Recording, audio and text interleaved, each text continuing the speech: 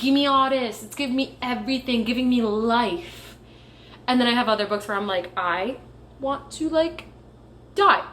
I hate this. It's awful. DNFing books. Guilt. So many feels. Hi everyone, my name is Nia and welcome back to my channel. You probably don't remember me because it's been forever since I posted and I never actually officially started YouTube because like I would try and then I would stop again. But honestly, I think I'm really gonna try to stick with it this time. So just literally these last 6 months have been insane. So much has happened. So if you want to know what's been going on in my life or whatever, stay tuned to the end where I'm gonna give you all the tea on my reality. I hate myself. Anyways, so I definitely read some books in September. So the way that I'm going to break it up is there's going to be 2 separate videos. It's going to be the first, which is this one, the books that I've read in September, as well as the second video will be the Latinx-a-thon, which is really awesome because one of my goals this year, if you saw the video at all, was to read more books written by Latinx as well as diverse authors from around the world. So if you watched my Read Around the World series, you will know that I read some books from other parts of the world, but it's definitely something that I want to continue to do, as I think it's so important to read books from other countries as well as from different kinds of backgrounds, because I think it really helps form us and give us a good idea of how to relate to other people. So it's kind of why I've been doing it. I've been loving it thus far, and like the year is almost over, so I'm definitely really happy that I've been doing it. So anyways, let's get into the video. What are some of the books that I read in September? So the first one, they're honestly in no particular order. It's just like the way my memory remembers them, honestly.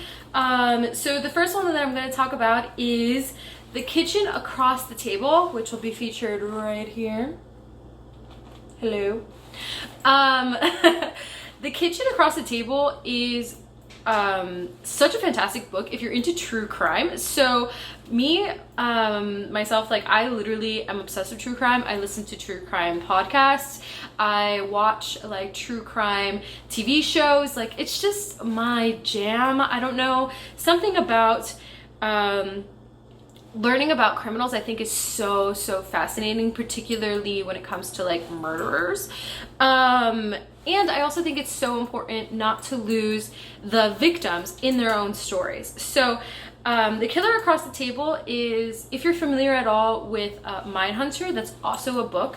I'll put it right here so you can kind of put it for reference. But it's a book, but it's also a Netflix original. So I actually had watched the first season and the second season, and I was just like, God, I need more. So I was like, I know Mindhunters is a book, so let me see if they have any others.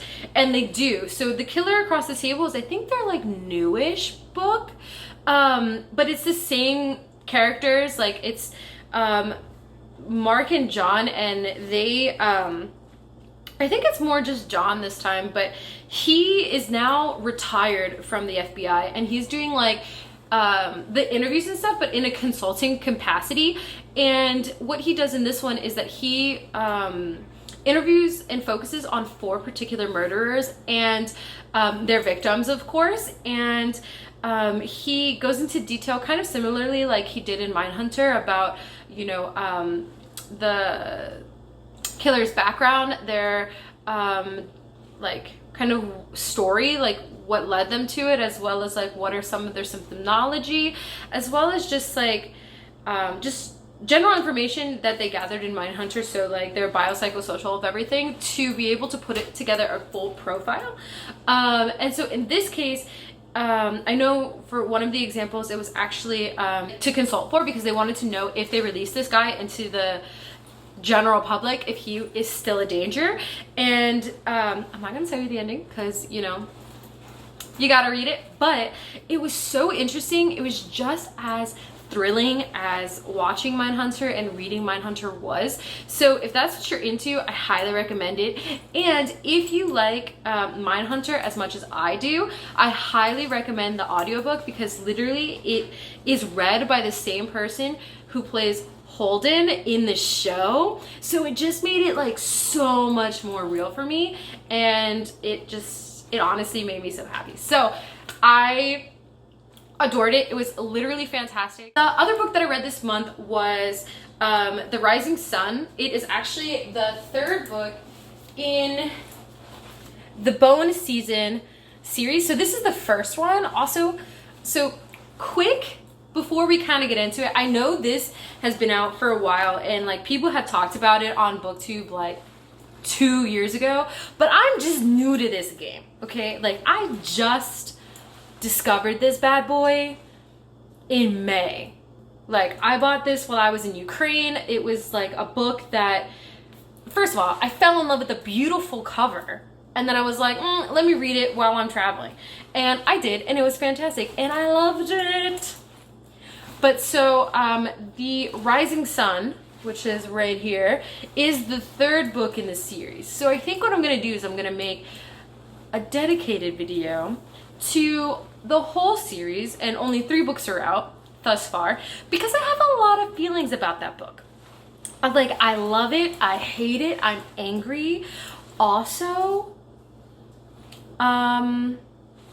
there's a few love interests that I'm interested in, so yeah, I think I'll talk about it more in a separate video, but it's the third book in the series. I think it's the latest book. I know that it's supposed to be in 8 parts, like an 8-book series, so I'm just waiting for the 4th book to come out so I can just devour it, because honestly I love it. It's kind of hard to go into like a detailed information without spoiling the other ones, so I'm gonna make a special video for that series because I adore it. The third one in the books that I've read is Stay Sexy and Don't Get Murdered. And again, I love true crime. Stay Sexy and Don't Get Murdered is by the women who created the podcast, My Favorite Murder. And if you've never listened to that podcast, I'm gonna need you to pause this, go to your phone if you're not watching on your phone, or if you are watching on your phone, pause, go to where you can get podcasts, and start listening to the mini episodes. So I got into My Favorite Murder by listening to the mini episodes, because they were like, fans write in about like these crazy stories and then they read it back to you, and it was just so funny. Like their commentary was really great, and just the stories were like funny and witty, and I really enjoyed them. So that's how I kind of got into it. And then after listening to a few of the mini episodes, I got into like listening to the whole episode, like which is usually like around an hour and a half. So if you're into podcasts, I'd highly recommend it, because it's just like, it's a true crime comedy podcast, and basically it's like these 2 girls, like Karen and Georgia, and they sit down and they talk about murders from wherever, or just stories that are interesting for them. And so it's really great because someone is aggressively typing. But anyways, so it's really good. It's great because they tell the stories about this like tragic event, and then they read it back to you, and they also like interject some comedy, because it's kind of how they process dark events. And it's just a really fun podcast, and I really love it. So I highly recommend it if you're into podcasts. So I read their book. They wrote a book called Stay Sexy and Don't Get Murdered. So if you're a murderino like I am, you know that phrase, because they say it at the end of every episode. But it's a really good book, because it talks about like how the 2, so I didn't know anything about the book, so I thought that it was just going to be more stories and it was going to be fun. But I didn't realize that this is like kind of like a memoir. Like I didn't realize that. And so they talk about like how they met each other, kind of how they got their interest in true crime, as well as like their childhood and some of the things that have happened to them, kind of leading up to like this point where they are in their lives now. And it's like really good. And one of my favorite takeaways was that they were just like promoting therapy, which I think is so important because we all have things that like we can work on, right? There's all things that like maybe it's trust issues, maybe it's just, you know, like other aspects. I'm hot, I'm gonna take this off.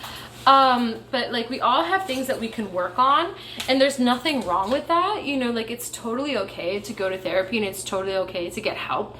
And I just loved that they like talked about that and brought it up in the book numerous times because it is so, so important and it's such a big takeaway. And they also talked about like how it's really beneficial for their own lives. And it was really good. A book that I read was Through the Woods, which is a graphic novel. So I'm kind of really new into graphic novels. I started this summer with Mouse. And so this one is a true graphic novel. It's not like a historical fiction graphic novel.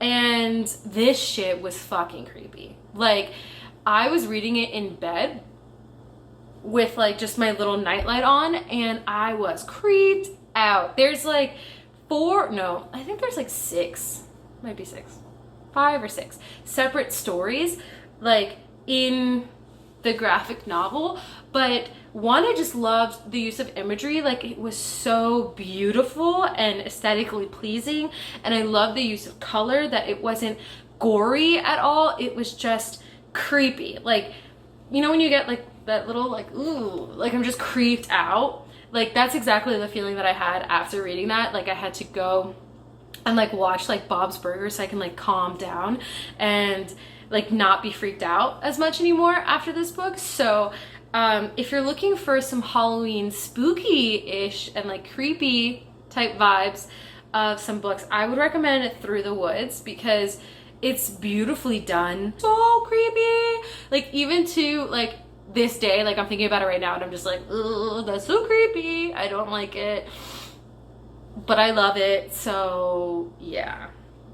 The last book that I'm going to be mentioning in this is The Hidden Oracle, which is part of the Rick Riordan series. Riordan, I don't know. It is a middle grade book from what I understand. So I actually haven't read middle grade books since I was in middle school, probably.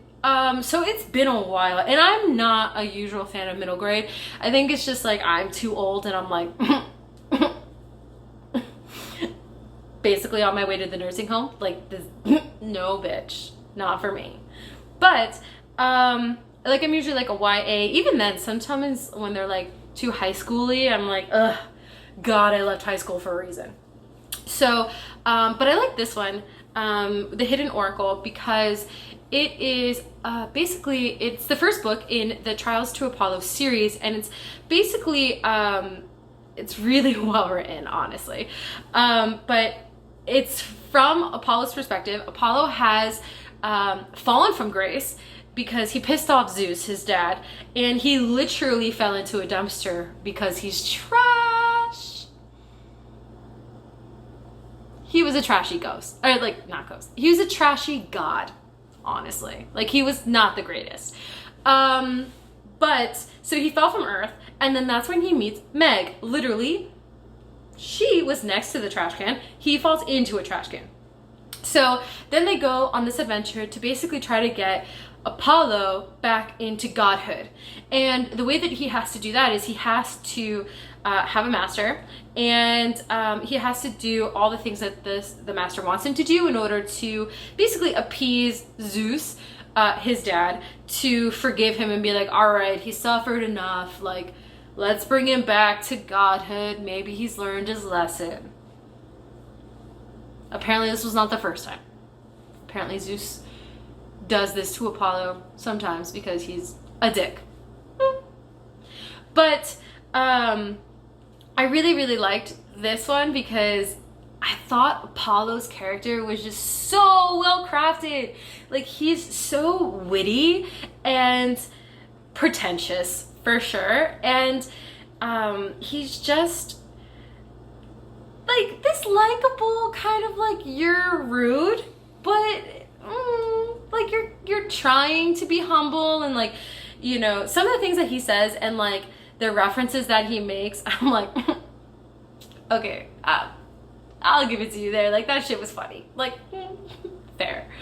And I do like, I think it'll really kind of help younger readers feel attached to it in some ways, because they do make a lot of references to like social media. So like, I think in this one, I've listened to like both the first one and the second one, so I'm trying to remember the exact references, but they talk about like Spotify, they talk about like he'll bring up like Facebook or like Snapchat of the gods or whatever. So like he does make a lot of references to like modern day stuff, which is cool, and I like that. I thought it was fun. It was a fun read.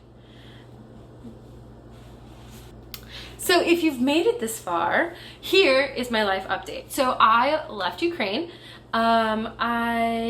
Not because of anything wrong, it was just my service time ended. I served my 2.5 years, so my service came to a close. I traveled throughout Europe, and then I moved back to my hometown in Pennsylvania.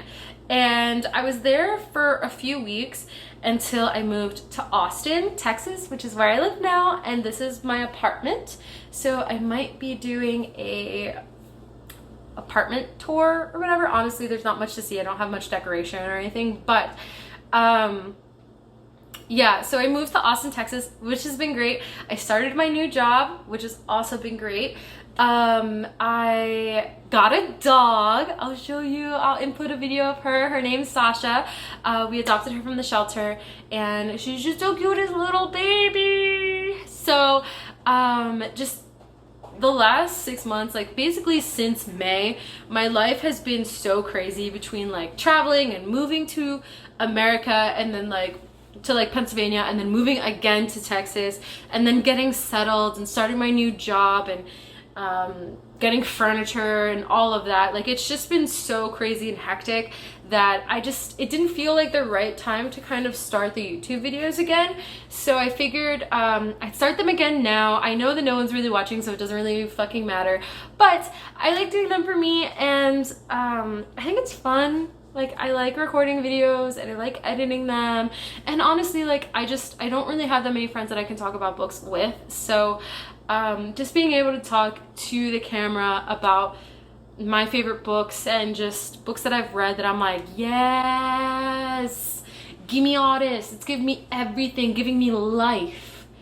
And then I have other books where I'm like, I want to like die.